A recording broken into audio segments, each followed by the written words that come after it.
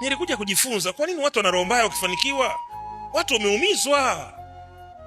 Watu wameumizwa sana kwenye njia ya kufanikiwa. Watu wameumizwa sana kwenye kupanda maisha.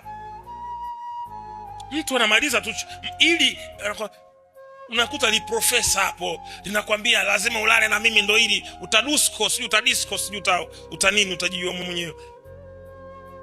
Inabidi watu avue nguo ndo eti ampitishe. Ndio maana tuna maprofesa baadhi yao kama vichaa. Si laana hiyo. Watu wanaumia. Sasa udada anakuja kukaa kazini pale lakini ana maumivu. Aliwahi kufanywa kitu kibaya, ubaya ufi kwenye mioyo ya watu. Ni kama karatasi nyeupe. Kila ambavyo unachafuliwa, kila ambavyo unamfanyia mtu baya, kuna doa linapanda.